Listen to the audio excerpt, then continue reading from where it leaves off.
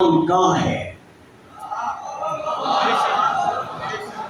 جب یہ احادیث سے اور کتب تاریخ سے یہ واضح ہو گیا کہ قرآن بھی حبل اللہ ہے اور اہل بیت رسول بھی حبل اللہ ہے، تو پھر یہ تسلیم کرنا پڑے گا کہ جو مقام قرآن کا ہے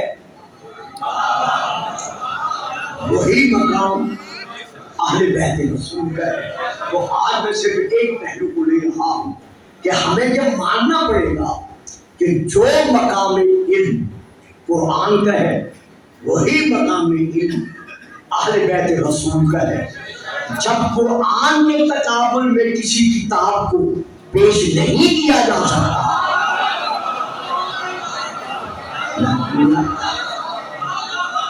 جب بتقابل قرآن کسی کتاب کو، خواہ وہ تورات ہے، خواہ وہ انجیل ہے، خواہ وہ زبور ہے، میں آپ کی اور اپنی کتابوں کے نام نہیں لے رہا، خواہ وہ صحائف آسمانیہ میں سے کوئی صحیفہ ہے، تو جب قرآن کے تقابل میں کسی آسمانی کتاب کو نہیں لیا جا سکتا تو پھر اہل بیت کے تقابل میں اپنے گھر والوں کو کیسے لیا جا سکتا ہے؟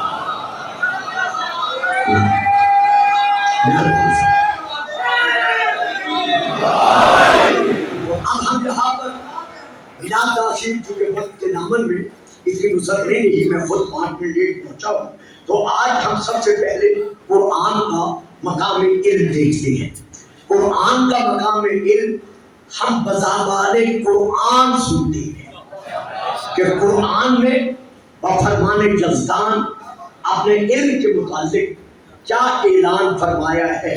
لیجئے سب سے پہلے میں سورہ نمبر 6 کی آیت پڑھ رہا ہوں، وَلَا حَبَّةٍ فِي ظُلُمَاتِ إِلَّا فِي كِتَابٍ مُبِينٍ، کہ ظلمات الارض میں یعنی زمین کی ظلمتوں میں، اندھیروں میں ایسا نہیں ہے مگر اس کا ذکر دامن قرآن میں موجود ہے۔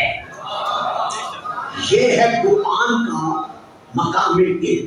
اب میں دوسری آیت پڑھ رہا ہوں، یہ آیت بھی سورہ نمبر 6 کی ہے، ما فرطنا فی الکتاب من شیء، ہم نے کوئی شے ایسی نہیں چھوڑی جس کا ذکر قرآن میں نہ ہو۔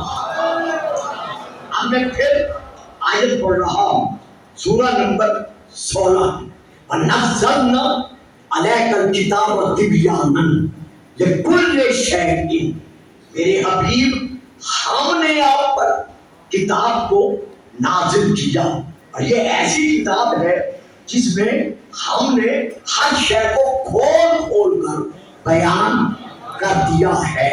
تو یہ قرآن کا مقام علم ہے۔ اب میں پھر آیت پڑھ رہا ہوں۔